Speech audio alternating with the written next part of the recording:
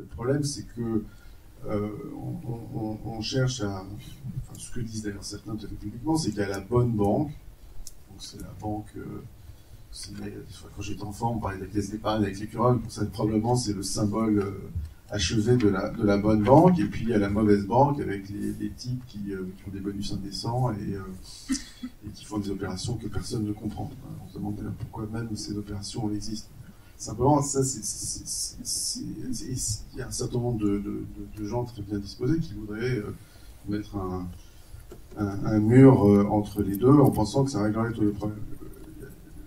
Il y a deux difficultés. La première, c'est qu'il y a des bonnes banques dans ce sens qui ont fait faillite et des mauvaises banques qui ont fait faillite, qui étaient tout à fait séparées de l'argent public en apparence et qui ont réclamé une intervention de l'État. Donc ça, c'est un premier problème, c'est-à-dire que ça n'est pas le modèle bancaire qui est une bouée de sauvetage en soi. C'est probablement plutôt le système et la qualité des dirigeants, enfin, système de contrôle des risques et la qualité des dirigeants et de la gouvernance. Enfin, même si je suis conscient du fait qu'une fois qu'on a dit ça, on n'a pas dit grand-chose.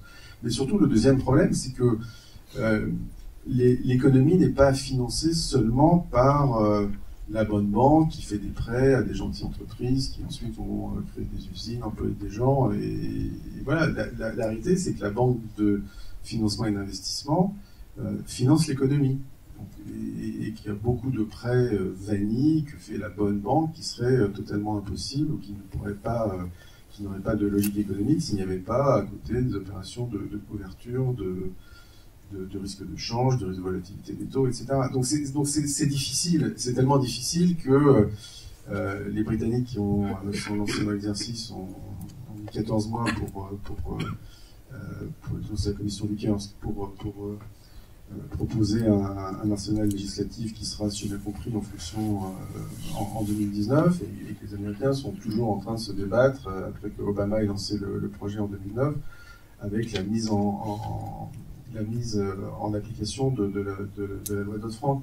Donc, ce sont des sujets qui sont compliqués. C'est pas parce qu'ils sont compliqués qu'il ne faut pas s'en occuper. Je pense qu'il faut, quand on dit ça, on s'étire souvent la critique selon laquelle c'est encore le lobby des banques qui se lance dans des manœuvres dilatoires et donc il faudrait ne rien faire et que tout recommence comme avant, etc., etc. La seule chose que je veux dire, c'est que c'est compliqué et que, avant de décider, il faut regarder dans le détail et ne surtout pas prendre des décisions hâtives qui pourraient menacer le financement de l'économie.